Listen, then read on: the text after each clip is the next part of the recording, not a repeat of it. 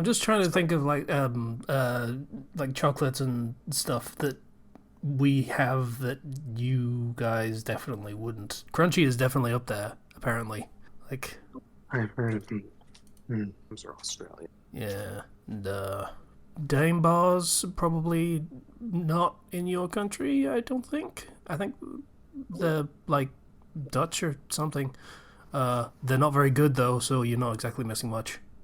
Oh, Yeah, but it just made me think of like, yep, there's so many, just sort of American sweets that are completely lost to me on what they even are. Like, I know that Mike and Ike's exist. I have no concept of what they could possibly be. You familiar with? You familiar with? Mike and Ike's are like long jelly beans. Okay.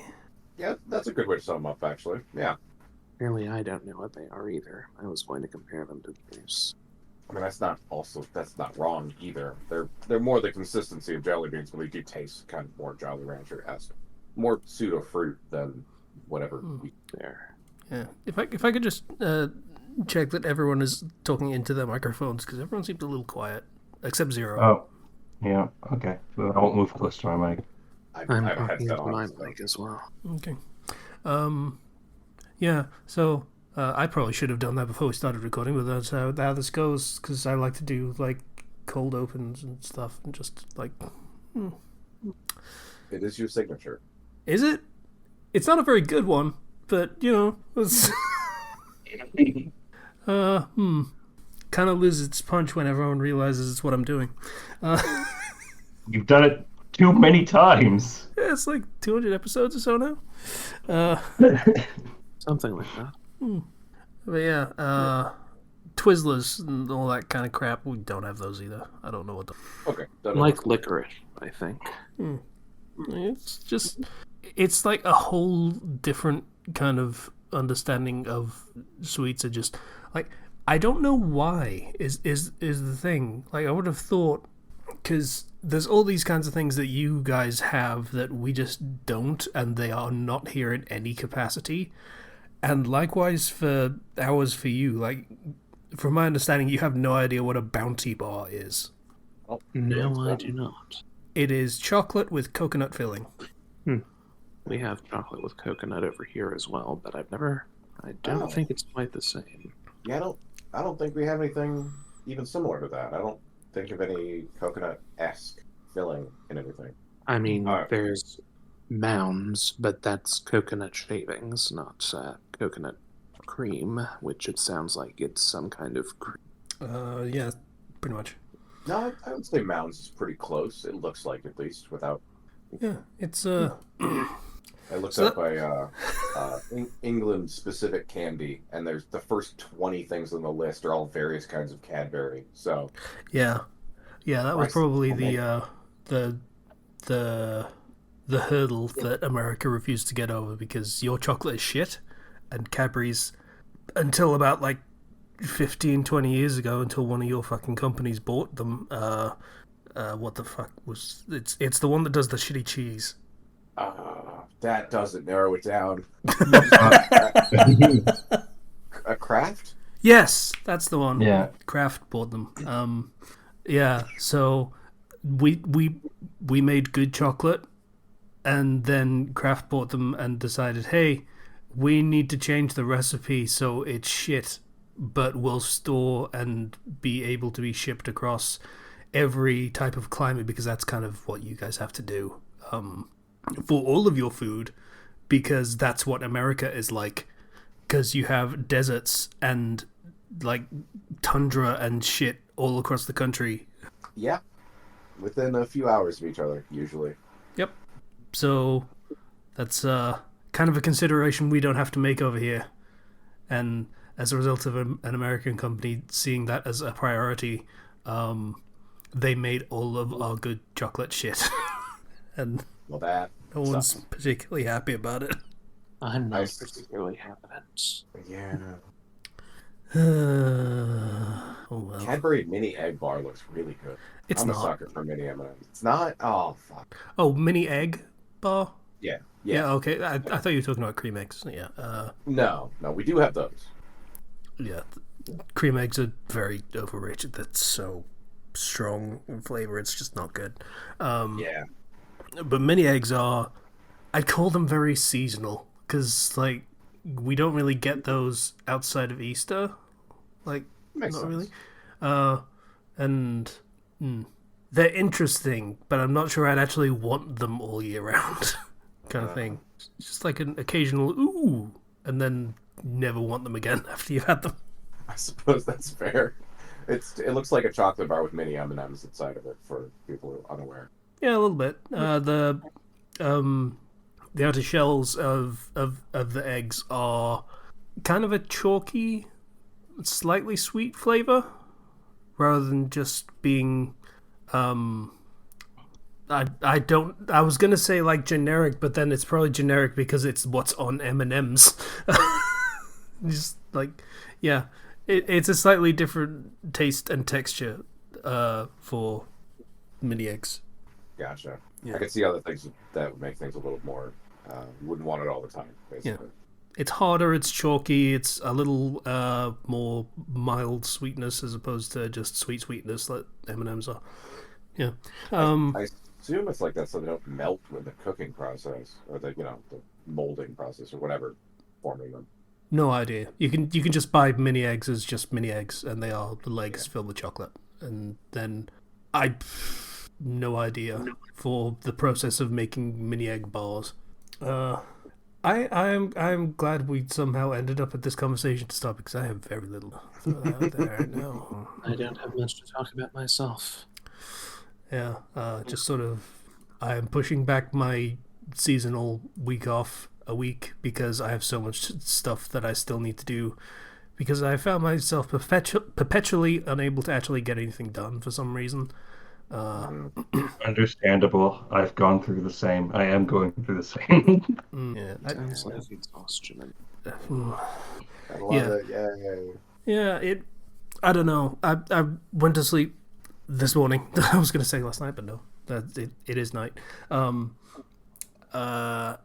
And had a realization that I had just sort of accidentally slipped into the trap of, I need to get this done, I need to get this done, I need to get this done, and at some point had forgotten the part of the equation where it was, I want to get this done. Which is kind of an important thing.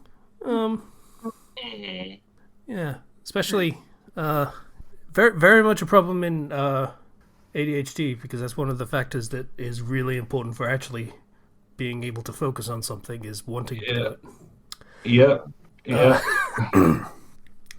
Yeah, so that's I have realized that now and need to remember why I enjoy doing what I do. And just pushing past the stress of it alone. Like you don't work in like manufacturing too, where your output is consistent no matter what your mood is. Like you work in a creative field, it's important that you want to do it. Yeah. I don't know. A lot of my stories are kind of getting to a point where it's difficult to write them because they're at low points mostly. Like for the My Hero one, it's at the school festival thing, which is a famous low point that is followed by another famous low point. And the Code Geass and DxD Cross is just sort of wrapping up a lot of plot threads, tying together a bunch of plot threads that I had set up ages ago, and now I'm at a point where, I need to set things up for the future in the long term of what I'm going to be doing next, which means I'm sort of back to square one a little bit. I can see that. So,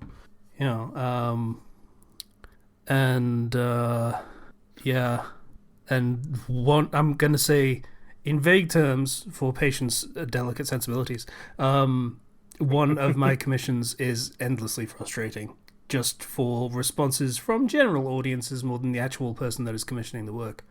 As in, like, people don't like it, people like it way too much, or what do you mean? It is a controversial genre, and that's all I'll say on that. Gotcha. That's fair. downside of doing things for money is sometimes you do things that are not popular. People pay you. I mean, I enjoy writing this particular story, to be perfectly honest with you. It's not something that I am like unwilling to write for personal reasons or anything. Like, I have a list of things that I am unwilling to write, and this isn't one of them. Fair.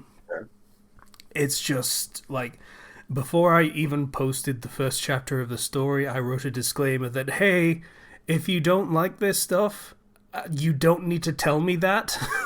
You can just leave the thread, and that's fine. It would be easy. There are people that did not care about that request and decided to let me know anyway, and tell me how they are just going to like not pay attention to any story I write because I wrote this one story that doesn't fit their tastes. Wow. Wow, indeed. Yeah. So, little bit of a stressor for like a story that I like writing, but just gets such shitty and unpleasant responses by people that could easily just like not read it and go away. Like, Yeah. it's not like I'm not marking what the story is going to be, and even marking what the story is going to be has gotten people annoyed at me for marking what the story is going to be rather than what is currently in the story. I cannot win, and that's not fair on your end. Like, what? Do you want a heads up or do you not? So yeah, that's a whole stress that has not been helping. But fuck them, frankly. So, you know. Fair. On the latter point, I can sort of understand. I mean, I'm not justifying their criticism of you like that, but it is a bit of a toss-up. On the one hand, you don't want to sink a whole lot of time and effort into a story if it's not going to turn out the way that you want to. But on the other hand, you're not really supposed to go into a story knowing how it's going to end. So I don't know which side is right here. Both sides have valid arguments. I personally would prefer to know if there's something unsavory that the story is working towards ahead of time instead of being blindsided by it. So I appreciate the heads up for potentially problematic or controversial themes. I knew tagged inside the story or something. I knew two things going in. One, if I did not give a warning of the kind of content that was going to be in the story, there would be torches and pitchforks, and I quite possibly would actually get run off the site that I post on. Second, if I didn't put the tag happy ending on it, people would probably not even look at the story before trying to run me off the site. They would just, you know, start like angry mob behavior and just go from there, and it would not be pleasant. So I don't know. I guess I went into this knowing exactly how bad it could get and went full on self-protect mode. So I don't know. It's awkward when you are writing subject matter that just people have extreme knee-jerk reactions to because of certain works that won't be named that have perhaps poisoned the well a little bit. Yeah. Thanks, Shindal. Anyway, anyone that recognizes that name's probably gotten a little more context for what exactly the story I'm writing is. Yeah. Again, it has the tag happy ending for exactly that reason. Like, yeah. Gotcha. Okay, that's fair. Yeah. So, yeah, that's pretty much what I got, is stressing over the things that I have to do but have forgotten to want to do. Like, I still enjoy writing. That's not really changed. And it's just gotten to the point where it's easy to forget that, I guess. Yeah, in amongst all the bullshit. Lost in the sauce, as they say. Yeah, that was a good like 3-second pause for that. That's what that comment deserved. What the fuck, Zero? It's a saying I've heard. Lost in the sauce. Is it a saying you've heard, or is that something you're trying to like get off the No, ground? It's like, I yeah, swear I'm not crazy. I've heard No, that. it is a saying. I'm not sure if that translates across the river, but yeah. Yeah. okay. But it. I totally get that though. Like you're focusing on getting all this stuff done, and just it's the saying that comes to mind. It's like a total lie. Is if you do what you like, then you'll never work a day in your life. It's Yeah, it's not true. bullshit. That's bull. If you do what you like, then you will turn what you like into work. Like work is work, regardless of whether you enjoy the work or not. It adds stresses to the things you enjoy and makes it harder to enjoy it. That's just the bottom line of it. Or sometimes, yeah. Also, when you work in a field that you're meeting the demands of other people, it doesn't matter what you make or what you enjoy. That's not the point. Yeah. Mhm. I mean, to an extent. So yeah, that's Casey's bitch fest about his own problems. Over. Mhm. You can pay attention again now, audience. Who am I kidding? Oh, Who am I kidding? No one's. oh, don't be so glum, chum. I'm sleepy. I woke up for that. You did. You did that. Does anyone want to go first? It seems like we have two of the four. Doesn't have a lot going on. I can go, yeah. Yeah. So I started watching Invincible season 2. It's finally back. Oh. It took a very long break, which I believe was because of the Has-Been Hotel coming out. So they were like, let's just not run these two animated shows at the same time and take a long break. My understanding about those two shows is Has-Been Hotel would have been a wonderful palate cleanser if they had been running at the same time. Yeah. Yeah. But no, they took like a 2-month break before coming back with more Invincible episodes. And yeah, no, it's rough. Yeah. I have not watched it. I haven't watched any of season 2 yet. And someone showed me a thing that happens in. I'm just gonna say, for season 1, I was like, I hope this character gets more screen time in season 2. Did they? And did it go well? It's Invincible, so did it go That's well a is a foregone conclusion. It went very badly, let me just say that. Just a friendly reminder that nobody has plot armor in Invincible. The plot armor is they don't die. Here's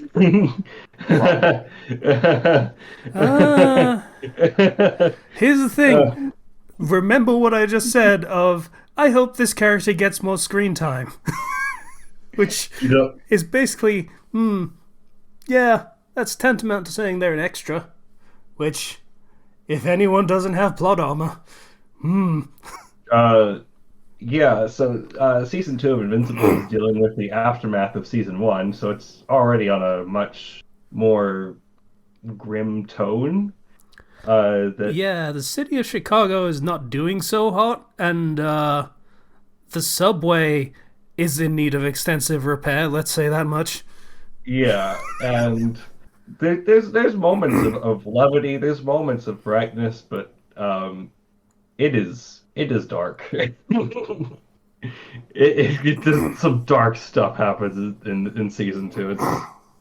I won't say more because people haven't seen it, but yeah. The subway doesn't just need cleaning; it also needs or repairs. It also needs power washing. Yeah. From just what I saw happen at the end of season so 1. did Mark, really, in fairness. I haven't seen the most recent episode, but the last episode I saw just decided to sucker punch me for no reason. I was just there, I was chilling, I was having a good time, just boom, punches me in the face. It's like, okay, okay, okay, I feel sad now. Um, Oh, I'm wondering whether it's the same one that I'm thinking of that I was talking about before. it might be, it might be. Yeah, okay. Um, I gave enough details for it to possibly be figured out what I was talking about, so hmm we'll just leave it hmm there. Yeah. Oh, Invincible. So, enjoying that that's back. Hmm. uh, and I have been continuing to play through Final Fantasy VII Rebirth. Hmm. I hear that's quite good and better than the first one. Yes. So Remake is a very good game. Rebirth is kind of ridiculous in how much there is in it. This game has two discs. The data disc, which you put in first, and then the second disc, which is the actual game. Um, it's massive.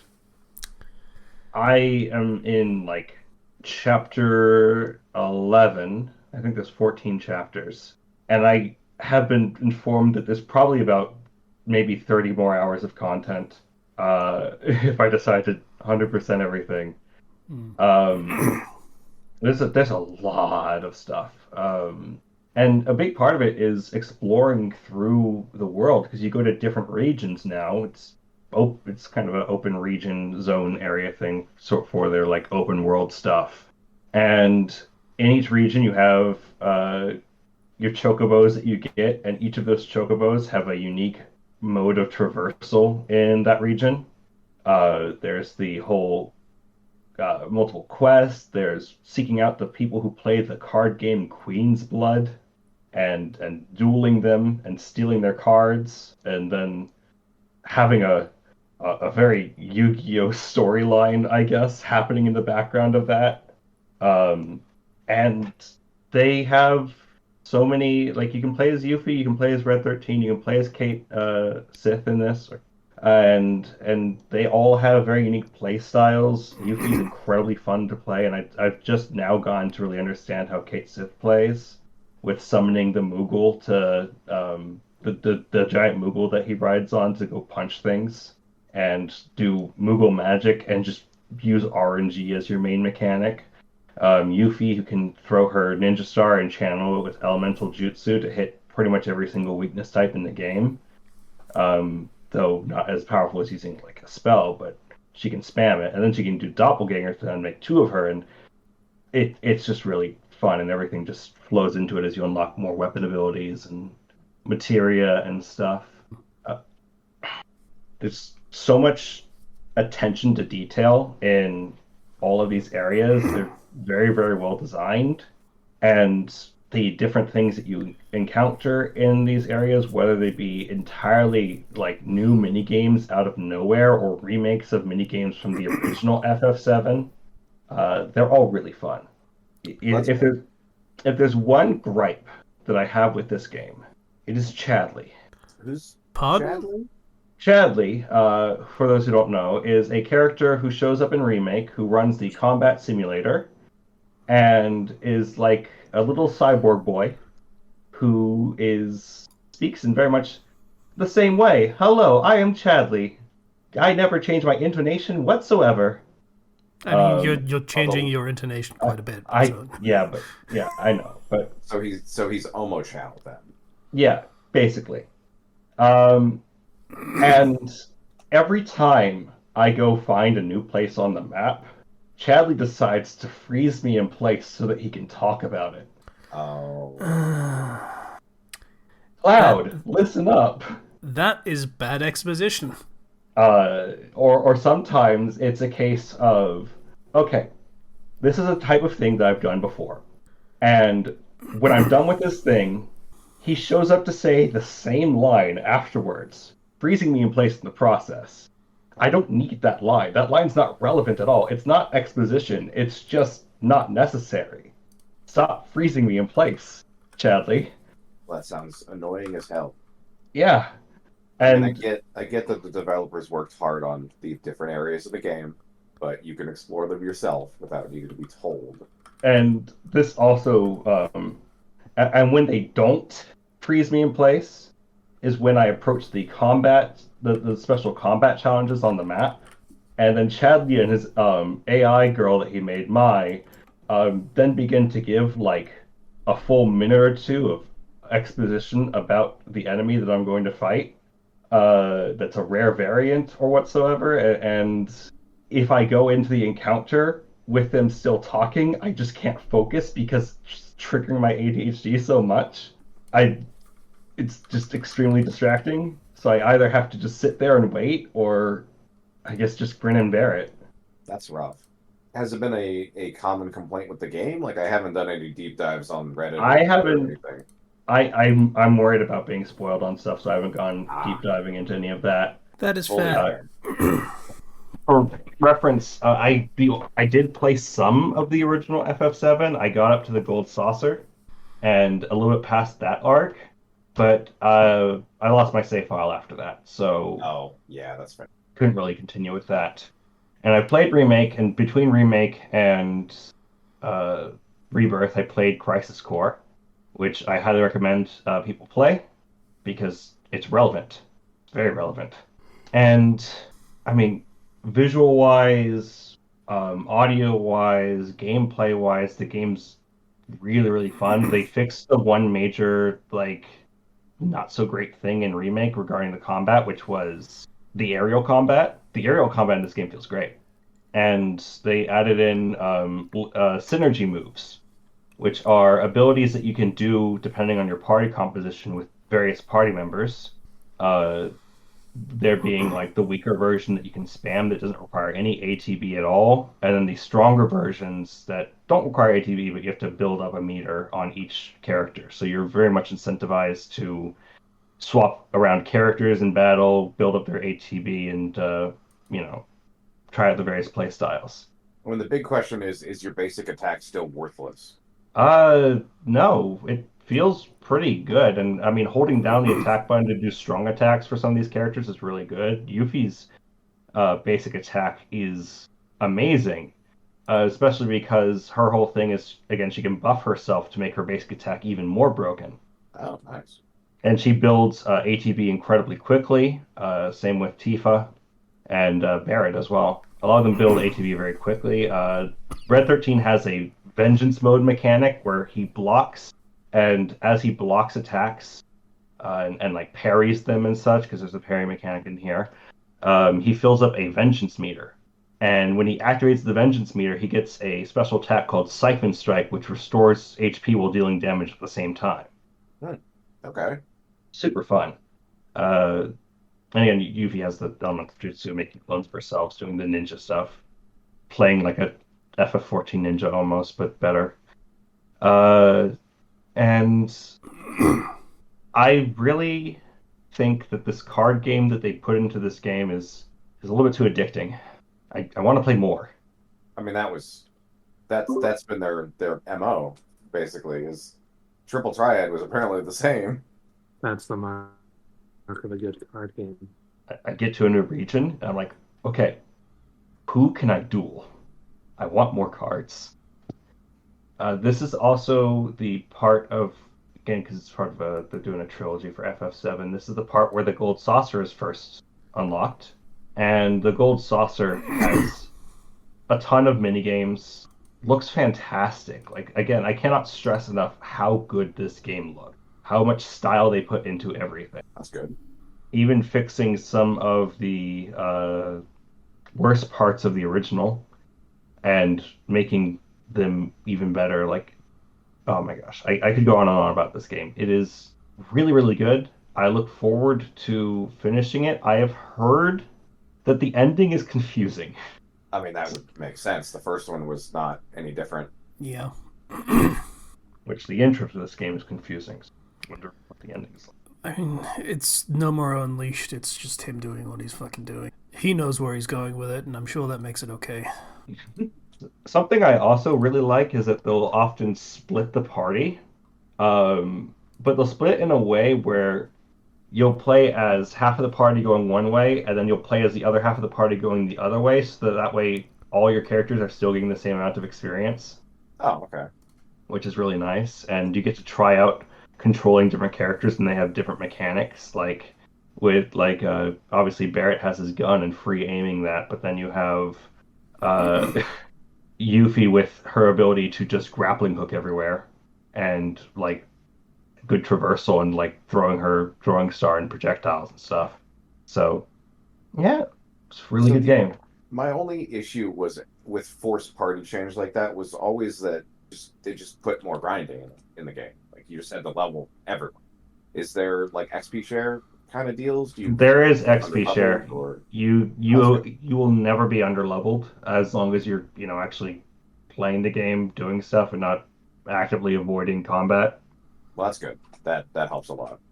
In fact, I actually ended up overleveled because I stopped to 100% an area and I kept fighting things on the road. Uh, were you farming for cards or something? I was just trying to knock off all the objectives, and there's one region that has a very confusing map because it's the Ah, freaking jungle and it has verticality. oh, okay. So you just decimated the monster population in one area by accident. Yeah, and they have a mechanic where your chocobo can jump on a mushroom and get sent flying all the way to a faraway place. So I'm like, how the heck do I get to that place? And then I have to plan out which mushrooms I have to jump across and hope that they go to the right places that I'm seeing on my map. Uh, That's rough. that kind of design has only gotten more annoying and confusing as detail has gotten better. Yeah. Because like back in the day, it was a very often it was small, but more importantly, it was less detailed, so you could pick out the important details for landmarks far easier than you can now. It didn't look like a JPEG. Yeah. And after that like one badly designed area, every other area is like, okay, we're just gonna make it so that you can just fly around on your chocobo. You can glide around and like do things very quickly and efficiently, and it's fun. It's nice. It's open. It's not jungle. Gungaga, the Gungaga region. Me Gungaga. Me. It's really funny when you run into situations like that where it's really clear that the playtesters fucking hated this area, but it was too late to take it out. So they're just like, we're not gonna ever do anything like that again. Well, one can hope there's still another game in the series. True. That's true. Generally, though, I mean, the combat is fantastic. It's very fun to play. The combat simulator has a lot of interesting challenges, and you have a lot of new summons in the game. Like they have Alexander in here, which is amazing. Just summon the giant robot to shoot giant laser beams. It's very That's fun. pretty great.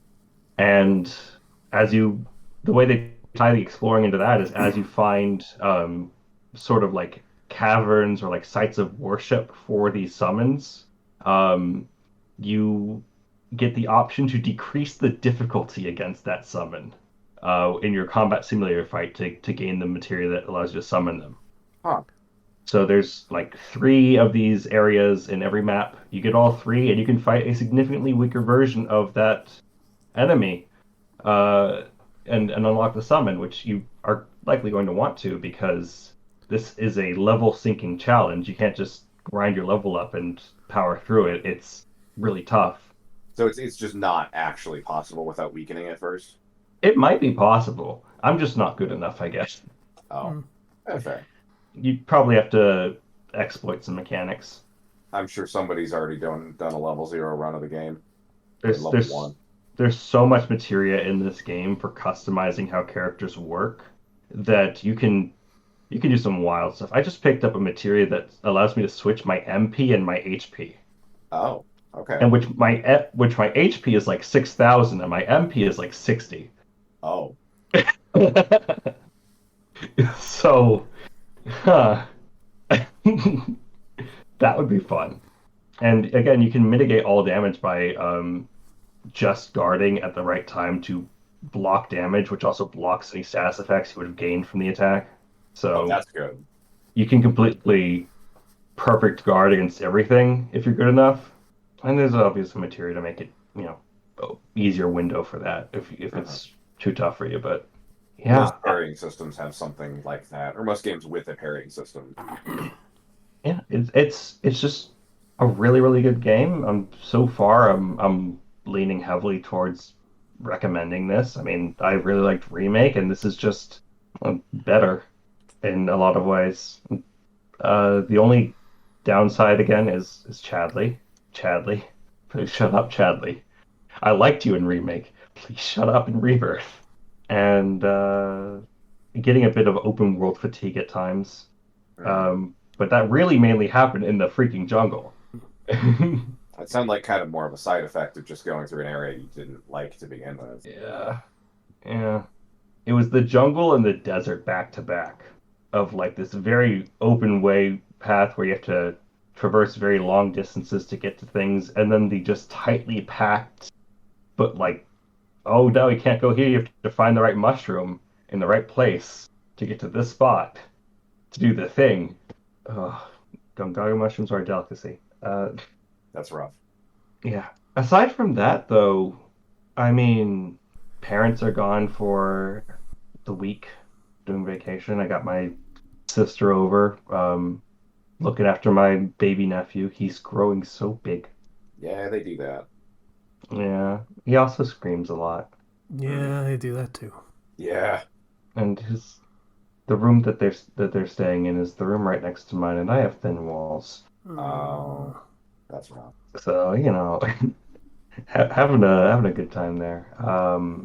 There was a Final Fantasy 14 update that was basically, oh yeah, no, just one last one before the big Dawn Trail comes out in like 3 months, and to kind of explain why this update even matters to me personally is because they added in something that I've been dying for, which is okay. So when you fight high difficulty boss fights trials in Final Fantasy 14, you have a chance of getting a mount.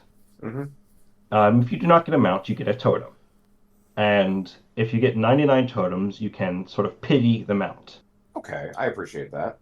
But the newest trial doesn't have that option. They add the option to pity it later. So that's to encourage people to just keep doing the fights, just keep farming them. So the latest fight, I really wanted that mount. So I had 154 totems.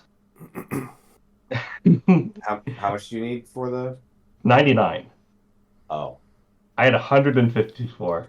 Now, granted, that one gives 2 totems per fight, but I was finally able to trade in 99 of those for the thing and then log off of Final Fantasy 14 and just sit down and stare at the wall.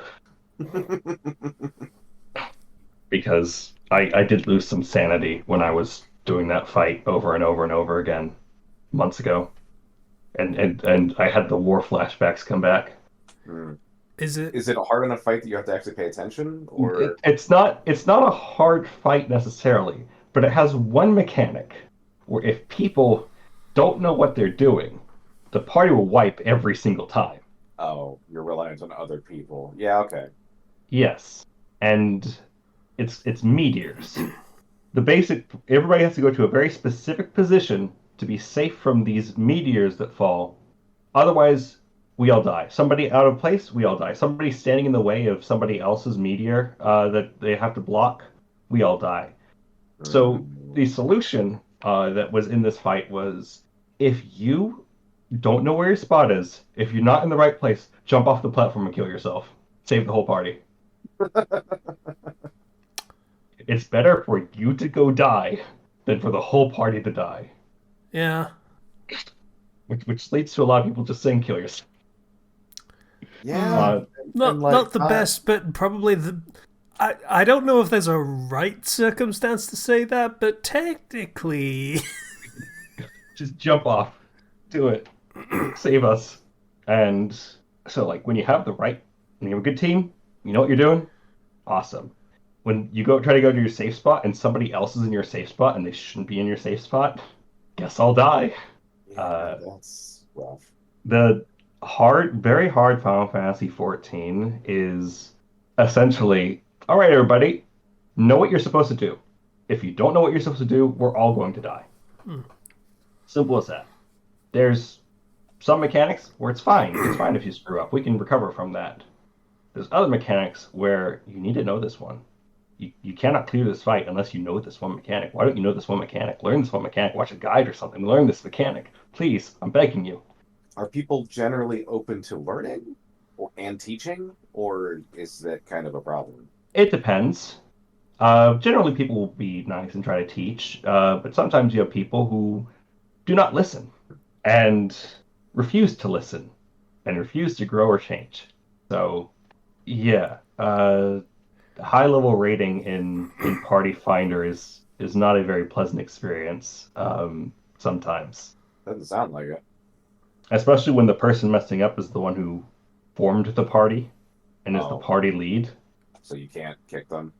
Yeah, at that point you're like, I think I gotta go. Be called away. Okay, bye. Leaves the party.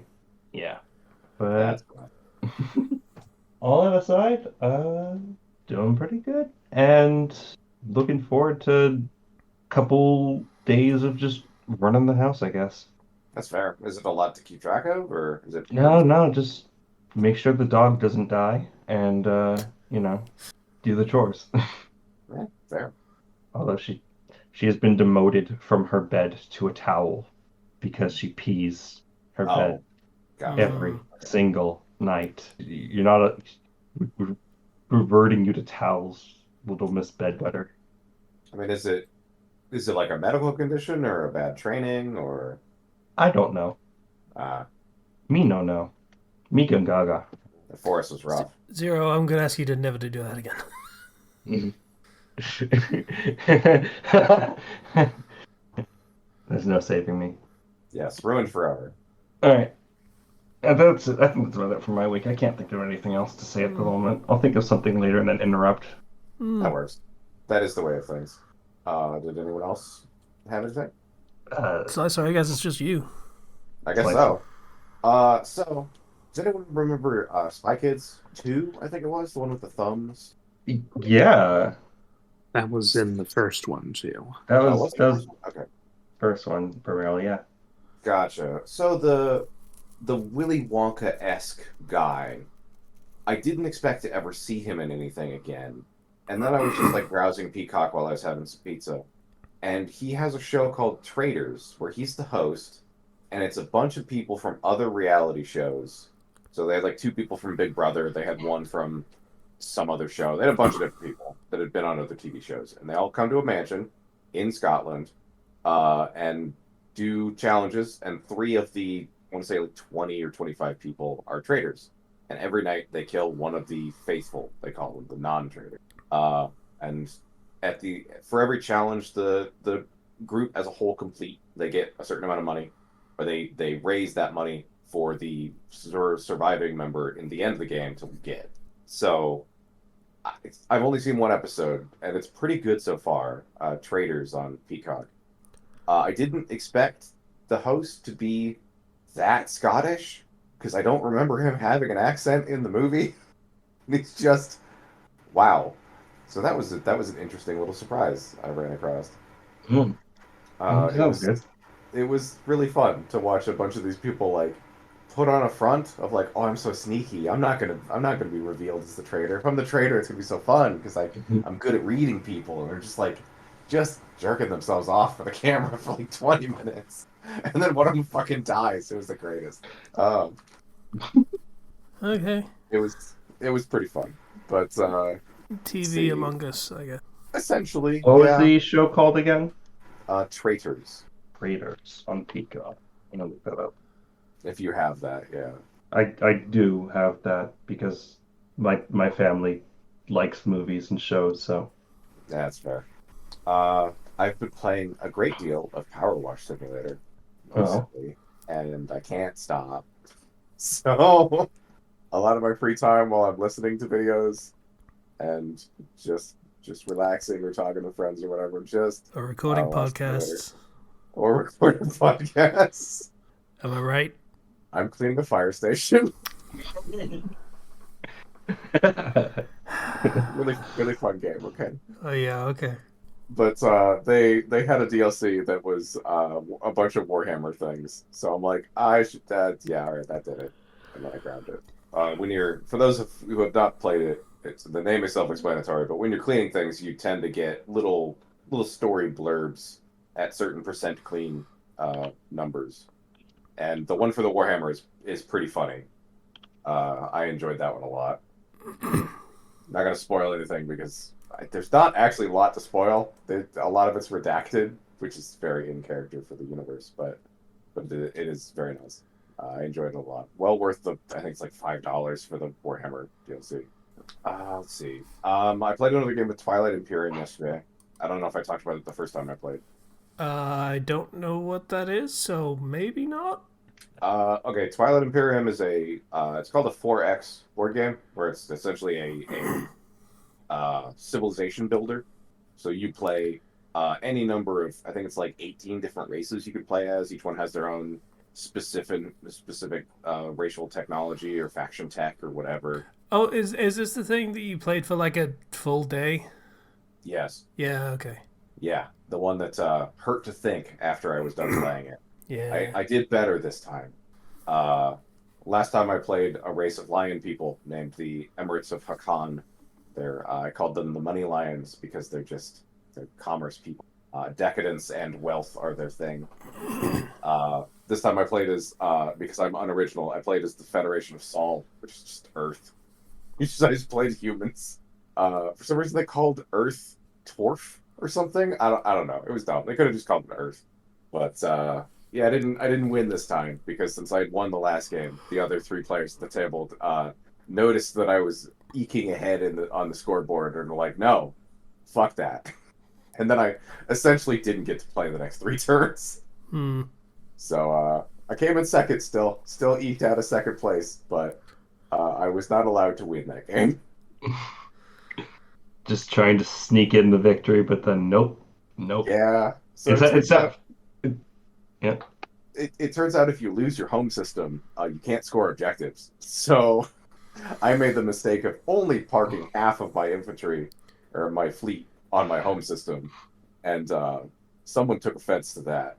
I was like, it's that feeling where you're playing Uno with friends, and then you say Uno, or somebody notices you have 2 cards left, and then you have 20 cards. Everyone shares a look and is like, yeah, it's time.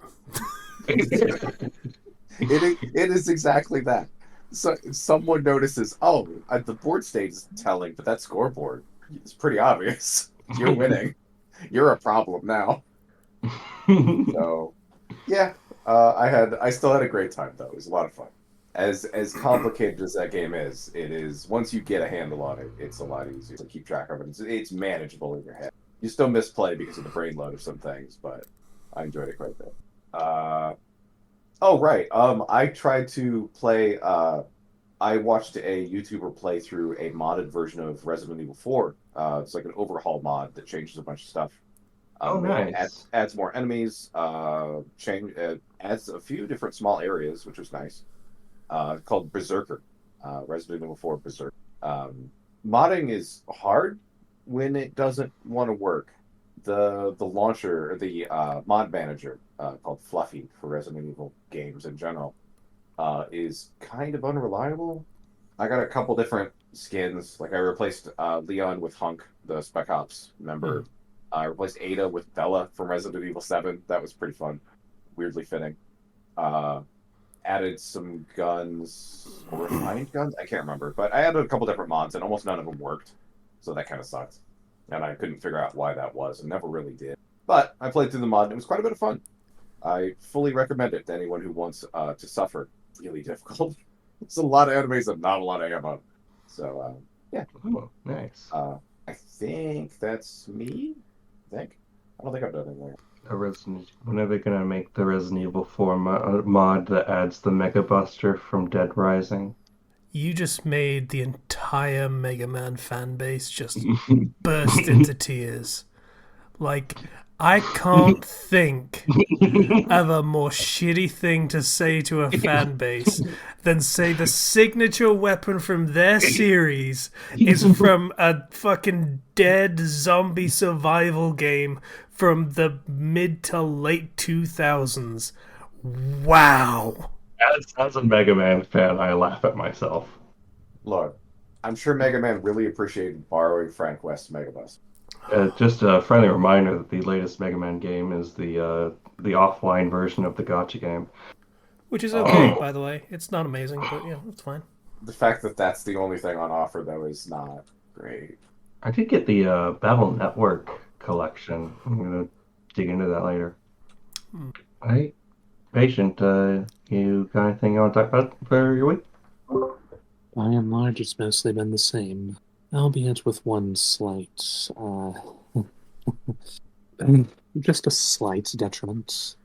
It's nothing. It's nothing all that extreme. Just my unemployment benefits are running out. In fact, they have run out now. So, Huh. I didn't so realize that's this could just run. adding a little bit more stress to my situation. Hmm. Fair. I mean, Hmm. thanks be to God, rather literally in this case, that I can still rely on the church. I spoke to my local bishop, and in exchange for a few volunteer hours, he's given me a check that's going to cover my rent for this coming month, so that's nice. That's so Yeah, that's nice. great. Yeah, the church is very much reliable as long as you are, of course, doing everything you can to help yourself along the way. And Mhm. that I am. So I'm hopeful that these circumstances are going to pass rather soon. They just haven't yet, and the pressure is weighing on me a bit. So, Hmm. Hmm. Just but apply for unemployment actually. That's I'm really good. receiving ample reassurance that my needs will be met. There is, in the end, nothing to worry about for the time being. Something will turn up soon enough, and I have people that I can rely on. That's I have good. a savings Yeah. account that I can file back on if I absolutely have to. So it's not ideal, but it's not a situation worthy of panic. Of course, all of this rationalizing doesn't get rid of the anxiety. That's the Oh no, of course problem. not. Yeah, no, you can tell your brain whatever you want, but it's gonna feel how it's gonna feel. On a more positive note, I finally got a Christmas present from my sister a couple of days ago. That is to say, she pre-ordered it and It it just arrived, finally yeah. came out. Oh, okay, that's what you're Yeah. saying. Okay, that makes sense. Yeah. So I've been spending the past couple of days enjoying Princess Peach Showtime, and it's a lot of fun. If anything, it seems like it's going to be over too quickly. Mm. But it is it's a very nice, very charming game. A little bit of challenge to it as you progress in various stages. It alternates between a lot of different styles of gameplay, and it has a nice story, nice cast of villains and characters. I, as I said, the only complaint I think that I have with it is that it seems to be coming to a close rather quickly. Mhm. Uh, I have a question actually. So, when you say there's many different styles of gameplay, do any of those gameplay styles return, or is it constantly just new stuff? Each floor of the theater has four different rooms, and you play each style of room twice, and then that same style of room appears again in the basement. So it's three times for each one. I am on the last of those right now.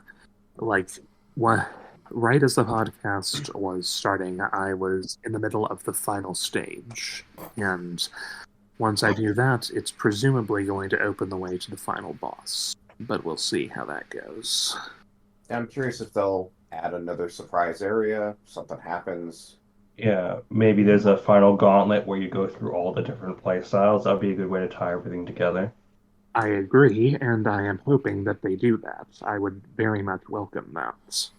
And yeah, it's each outfit that Peach has, each style of stage, it's distinct and it's engaging.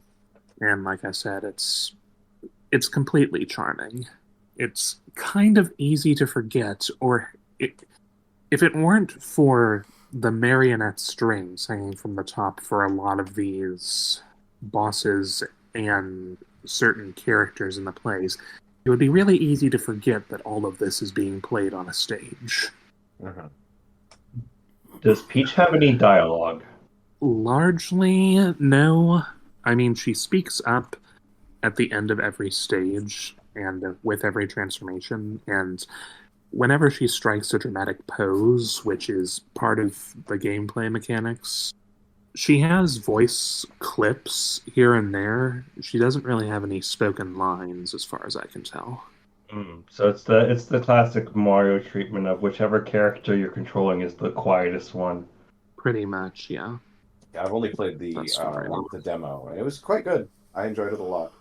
Oh yeah, I played through the demo myself, and yeah, it really got me eager for the rest of it. I will admit the transformations, once you've gotten past them, they're kind of one note in what they can do, but it takes a while to realize that just because it goes a long way. Good level design, basically. Very good level design, yes. So, in other Albeit words, Hmm?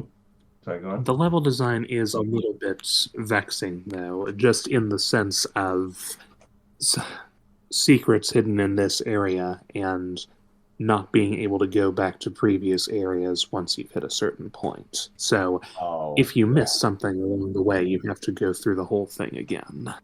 I mean, That was a problem I actually did have with the demo. Was I missed one of the early sprites in the sword area, so I just had to play Yeah, it the second let me guess. Let me guess. Was it the one right before you go through the gates that's the area where you turn into the sword fighter? Yes, the one that's like you just have to walk Yeah. further down the path, but it was behind the camera. So. Yeah, and just up on the ledge, and Yeah, those flower pots that are just so easy to miss among all of those thorns. I missed the. I discovered that by accident on my third time running through that stage, maybe my fourth. how long are Some the of these are how long are the not levels? very, not very long, and they get less long as they go. Like for example, the first time you do a given stage, you have these sparkle gems to collect along the way, and there are 10 the first time. The second time there are 7, and the third time there are 6 or 5. No, it's 5. It's 5. Maybe it's 6 sometimes, I'm not sure. But yeah, the number that you have to collect decreases every time. The stage doesn't necessarily grow any smaller, but the number of collectibles does, which gives the impression that it's smaller. isn't that because you need those stars or whatever to unlock the next area? So you have to get more of them, or you have to be more consistent in getting all of them to move on. You'd think that, wouldn't you? But there are 10 in every initial stage. The number you need to unlock the first floor, take a guess. The number you need to unlock the second floor after the one that you start on, 10. And then the floor after that, 15. And then 20, and then 25. Oh, So you're not hurting at all. If you complete 7 of the levels 100%, you have all the sparkle gems that you'll need to get to the 5th floor. Now, once again, I haven't beaten the game yet, so I don't know exactly how many you need for whatever's waiting in the end game. We'll see. okay. And of course, I am collecting everything I can. Yeah. What's your favorite gameplay style so far that they've introduced? I have to say that it's the patissier just because it looks so good. That's fair. Yeah, no. I mean, Peach is known for baking cakes. I guess that's a thing. Yeah. That, Dear It's Mario, just because Dear Mario, I baked an absolute dog shit cake. Don't come. oh, um, the impression I always got from Princess Peach Showtime was that it's kind of I felt like they didn't know what to do with Peach to make a Peach game, and this was kind of like a test bed for which direction games in her name could go. If that is what they were going for, then I have to say, I'd say that they're doing an excellent job of it. I mean, this is giving you a great showcase of a lot of different kinds of gameplay mechanics. And it'll be interesting to see where they go from here. So hopefully we don't have to wait 20 years again to see another one. I mean, Super Princess Peach was released in 2005, so it's been almost 2 decades since Peach had a solo title. I forgot that was that long ago. Yeah, because we had Super Princess Peach, and that I'm not sure how that performed in terms of like whether or not people liked it or um, so on and so forth. Um, how it sold, but I mean, 2005 was when that came out, and that was on the DS. Hmm. Yeah. It's amazing how much time has passed. It's amazing how much time is still passing by. I mean, I've been saying for the last 3 years that time has been going by too quickly, and the fact that we're already almost in April is doing nothing to change that. A week from now, it'll be Easter. It's not April, it's still January. Still January. The clock hasn't moved. I'm holding the hands.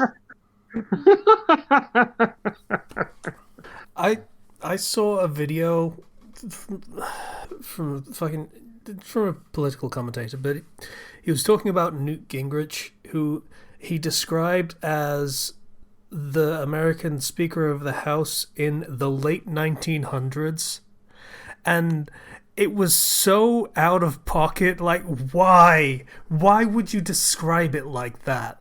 Like, it's accurate, but But it hurts. It hurts to say it like that. Don't. it's just mean. Yeah. 2020 was 4 years ago. I mean, that feels accurate. Does it? Doesn't. Yes. It feels like COVID just ate years off my life. It did. That's what I'm saying.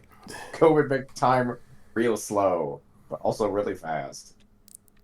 Like, have we hit the point where we can definitively say things are better yet? I feel like we haven't. I mean, People aren't dying en masse from disease, but yeah. Okay, That so disease.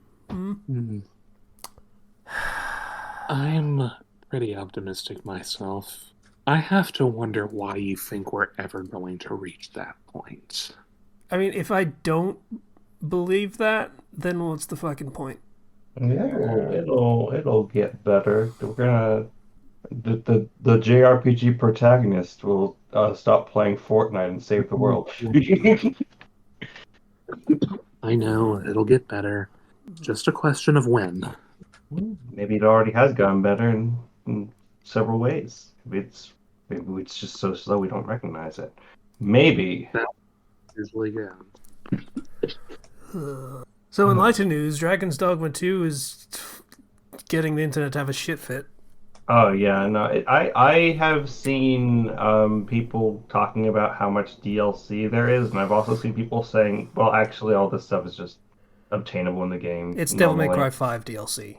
Yeah, That's what it it's is. not a big deal. It's buying red orbs like you would never need to. Yeah. Oh, so you can buy the fast travel stones in game, or find them, or make them, or something. Yes, you can just get them very easily. That they're not a big deal at all. Yeah. That feels like something they should have said right away. They shouldn't be selling them to begin with, granted, but They do though. do they? Yeah, I haven't seen any promotion material that's like, these are really easy to get. They don't say they're real easy to get. They say they're all obtainable in game. Ah. But like, yeah, it feels disingenuous. The furor that's going on. That's furor. Furore, not the other one. That's going on over this whole thing, because like Diablo 4 released a mount that is $70. Yep. That you can't obtain in game, and people are annoyed, but there's also a sense of, oh, it's just Blizzard being Blizzard. And then you've got this that is $2 for a thing you can get if you play the game for an hour. And I don't mean you grind for an hour, I mean you just play the game like you're playing a video game and you will get it incidentally. And I mean, people are throwing shit at Capcom's like building. Metaphorically, I don't think anyone's actually done that. So keep in mind the context for the Diablo backlash is, or lack of backlash, is the Diablo 4 stuff is disgusting, yes, and we all hate it. Everyone who plays the game doesn't like it. But it's on the back of Diablo Immortal, which was a cash-grabbing, microtransaction-riddled mobile game mess. So it's not good, but it's better than that. That's not better. That No. just makes it worse. Like, that's... You have this one company that is doing all of the horrible shit that everyone is complaining about, and then they're supposedly so against, and then you've got this other company that is doing, like... Let's be perfectly honest and paint this exactly how it is. The bare minimum to get the shareholders to shut the fuck up. Yeah. And people are treating it like, oh no, this is the worst thing that could possibly happen. What if they start doing even more nefarious shit? This is such a slippery slope, you guys. This could only get worse. And I'm like, yeah, what if they do, like, you have to pay for random rewards that you don't know what you're going to get, or you have to pay $70 for a mount, or $20 for a character skin, or fucking a battle pass so it locks you into the game with fucking sunk cost fallacy, so you have to keep playing the game and have to keep paying more money to them. That would be terrible if we got to that kind of situation in the industry. Jesus fucking Christ. I mean, I agree, yeah. That would be bad. Well, again, Dragon's Dogma 1 didn't have any of that stuff, though. So that's why people are pissed about it. it's not really. I wouldn't say it's even a fair comparison, because everybody who would blow up and then just leave Blizzard already has. So the only people left are the people who just get what they just get what comes out. But I think that you get these headlines when a game comes out with microtransactions of, like, it has this much dollars in microtransactions. What are the microtransactions? They are, it's nothing exclusive. It's just all in-game stuff. I mean, it's kind of weird that that's there, but I mean, it doesn't affect your experience. You're not losing out on anything. The game as itself is, like, still complete. They didn't cut off chunks of it. Yeah. I guess I kind of need to get that rant off my chest. That's fair. pretty obvious. I understand. Yeah. I Like- mean, There are things to complain about that game. Like, let's Yeah. not pretend there aren't. But it feels like people are complaining about such the wrong thing that it's farcical. I heard the game's performance was lacking in terms of how it ran. Yeah, it's a CPU bottleneck. It's not a graphics card thing that most games tend to have trouble with.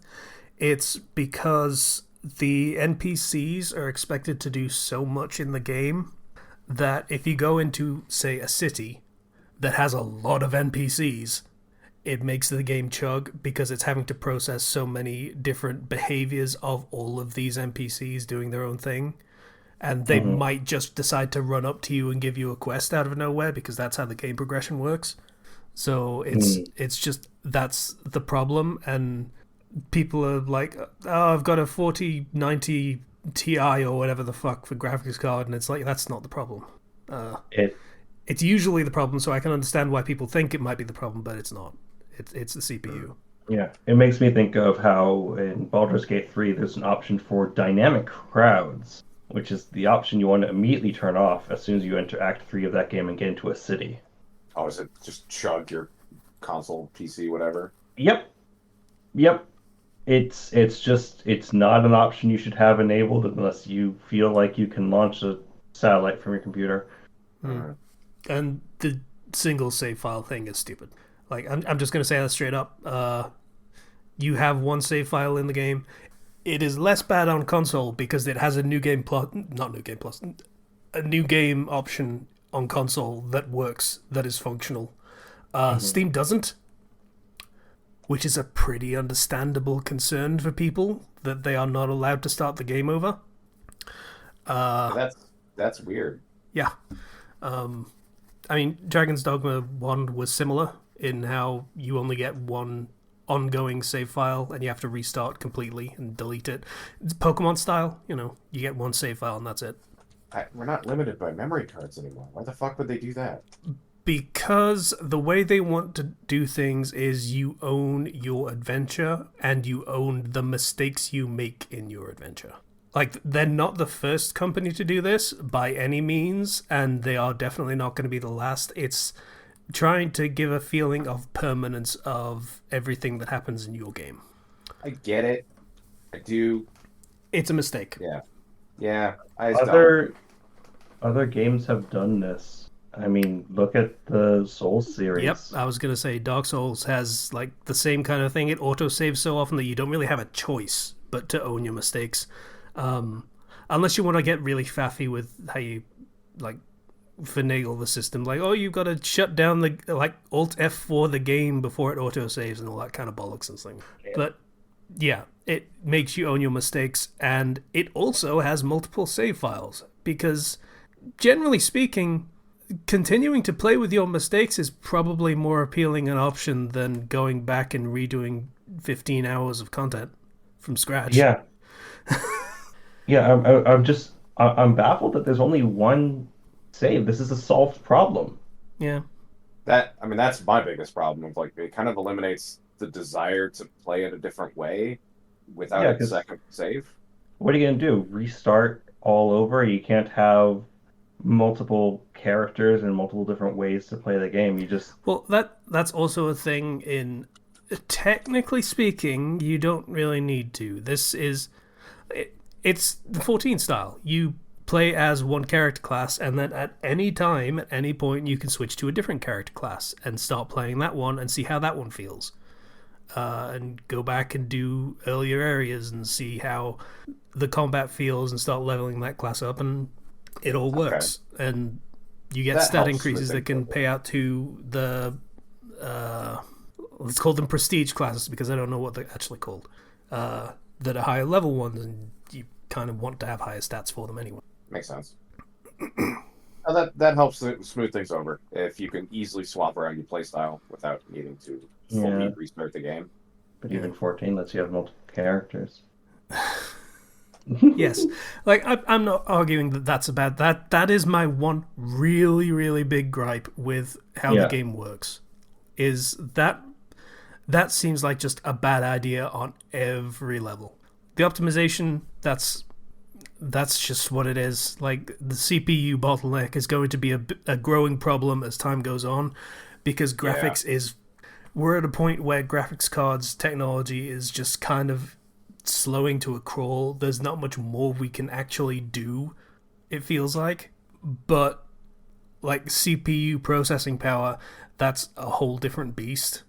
And it feels like we need more, but we don't know how to get more. Like, the technology has also kind of stagnated there, but what people want to do, what developers want to do to use more processing power, that hasn't hit its peak yet.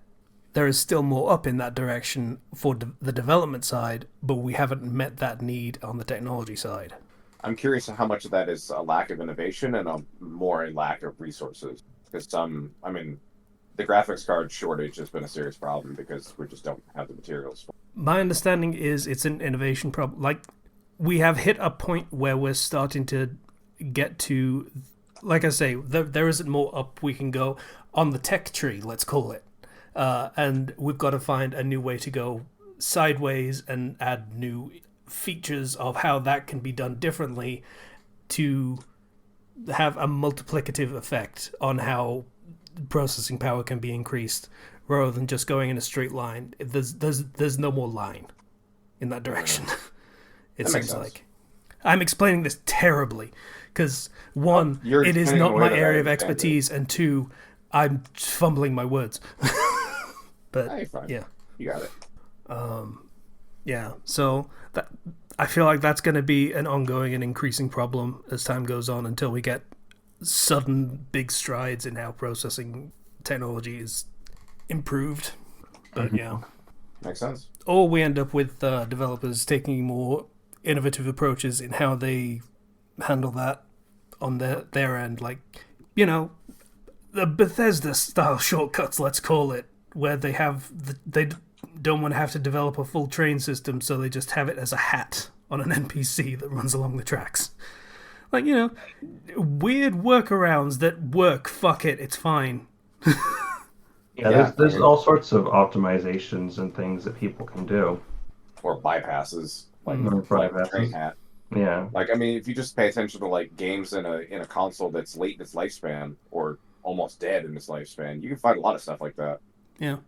I still think about the fact that Pokemon Scarlet and Violet has an entire fully rendered ocean that's like... It has an entire fully rendered ocean that covers the entire planet. Yeah. That's just there. Why? Did they intend to do something with it at some point? No. Oh. They just decided that their game should run at 10 FPS. Huh. All right. I mean, if nothing else, they told us the circumference of the Pokemon world, I guess. There's that. That is now a known fact. Apparently it went through, like, terrible climate change and, you know, the fucking new region is the only one that's still above water. But Kyogre won. Yeah. We know the answer, Kyogre Suck won. it, Groudon. It is kind of funny that there's an inbuilt reason for all that. You just point to whatever godly Pokemon runs that domain and say it's their fault. Kyogre's just having the time of his life, just going splish, splish, splish, splish, splish. Having a whale of a good time. Did you guys play Poppy's Playtime Chapter 3? I watched other people play it. That's fair.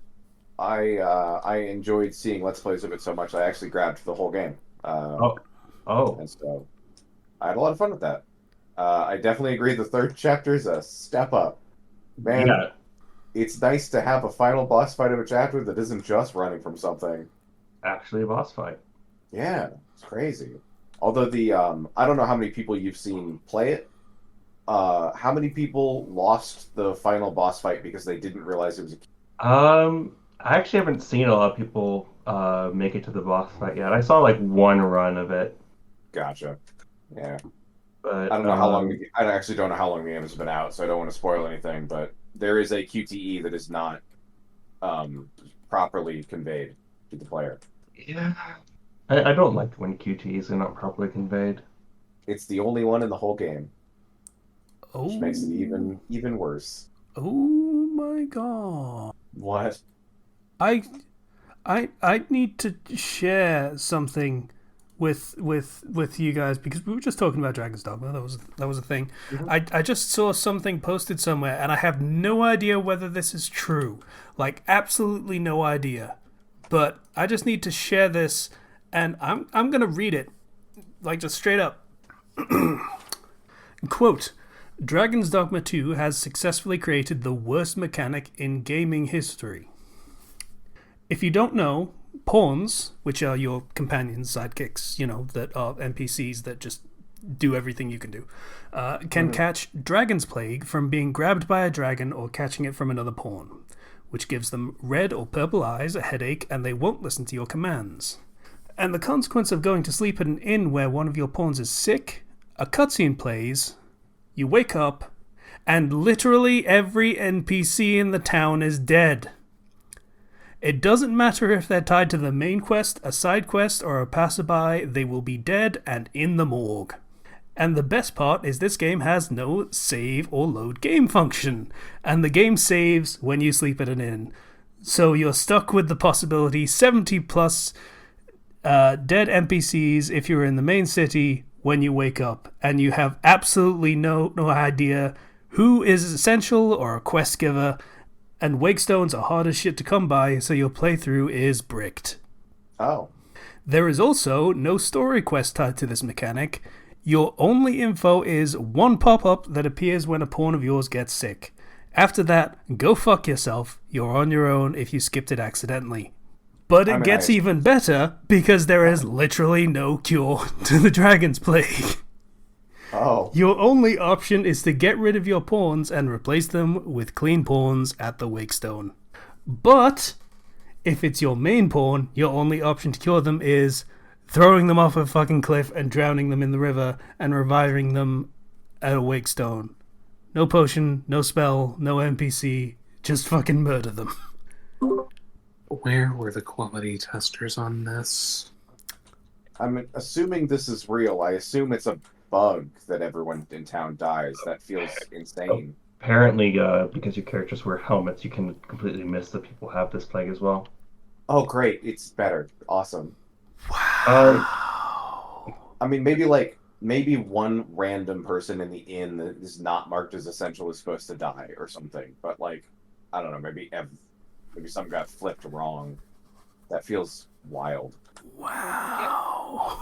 This is just like FF14. The Jump plague. off. Go jump off. Go jump- Don't yeah. kill the whole party. It circles back around, I guess. Like, fuck. It's either all of us or you. I was Sorry. actually thinking of I think it's called the Blood Plague from Warcraft, World of Warcraft. If you guys are familiar with that. No, but you know, there are absolutely games that have done something in this vein, I guess. You know, that happens.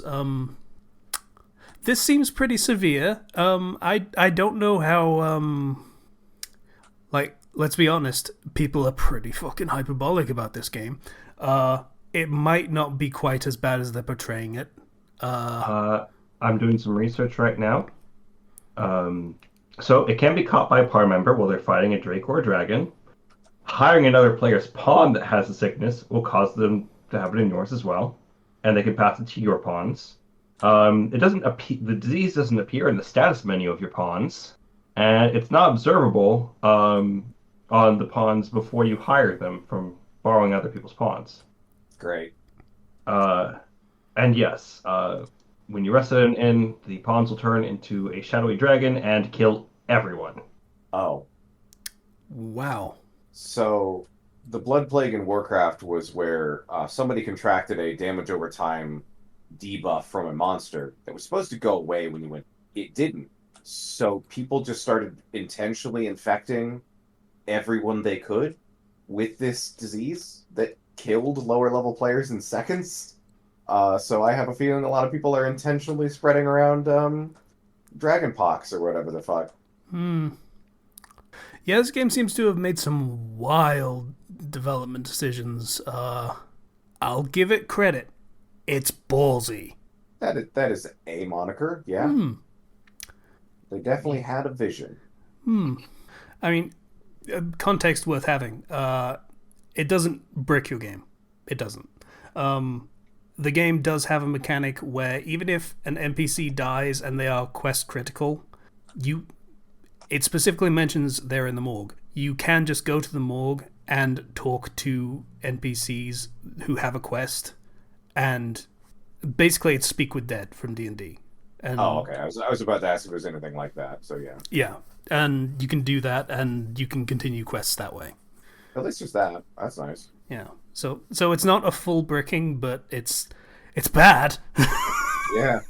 And apparently, when you wake up, the game tells you that you should have been more observant.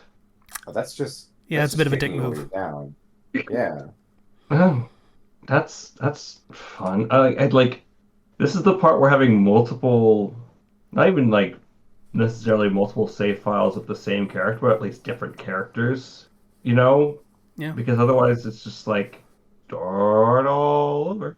Do it all over again. This feels like one of those mechanics that's incongruous with the genre and style that they're going for. Like, this is way too big of a consequence for you to not be able to roll back.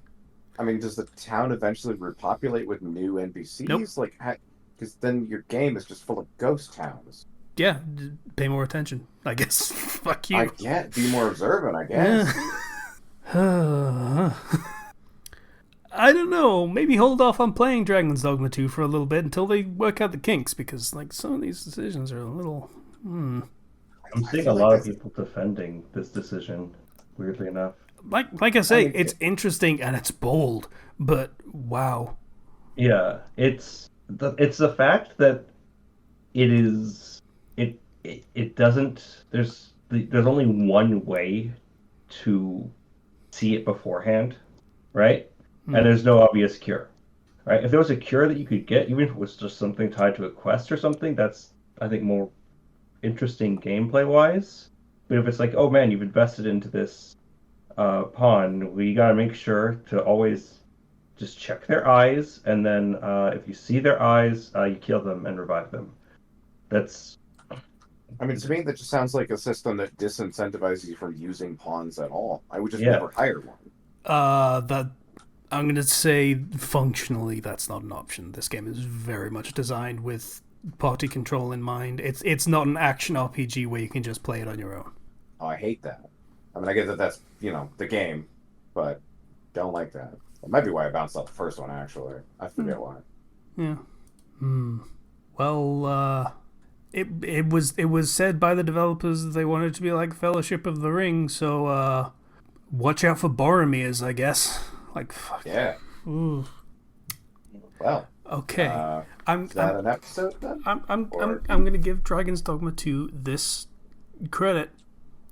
It is probably the most interesting game that's gonna come out this year. There's that. yeah. I mean, Final Fantasy VII 2. Sorry, Final Fantasy VII R2 is probably gonna get all the awards for best game, and like, yeah, it's all quality and it's doing great and it's doing all this stuff, and then here's Dragon's Dogma and it's like snorting coke and just like banging strippers, and it's like, hey, I'm just doing whatever the fuck, I don't care. Like, okay, sure, you do you, Dragon's Dogma.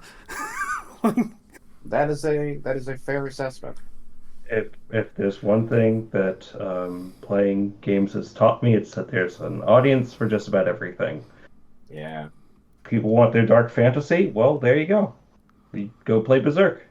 Yeah. Okay, so, yeah, I guess that's an episode. That took a turn suddenly. Yeah, so I don't think we have to do the Patreon right now. Right? Yeah, no, we don't have to do it right Yeah. now. We actually got a second episode out in a month. Yeah. Yeah. All right. Then, good episode. Yeah, I'm gonna. Hey, Zero, you forgot. Yeah. What? Scroll, What scroll is up. it? Oh yeah, the episode number is it's a certain funny number. Yeah, Right? it's the second funny number that is less funny because the fucking twat billionaire kept using it. It's like stupid. Dragon's Dogma was just decided to blaze it, I guess. Yeah, his Dragon Plague man's fiery. Yeah.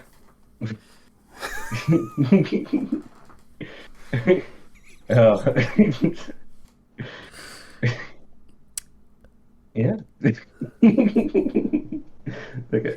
What do we call? I'm thinking Fandom Flux has Dragon Plague, maybe, or I don't know. Yeah.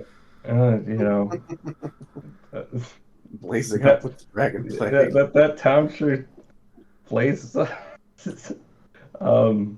Yeah. I gotta go make dinner. Yeah, bye. Bye. guys. Link the Discord, put Patreon in the description. Bye. What an interesting chat.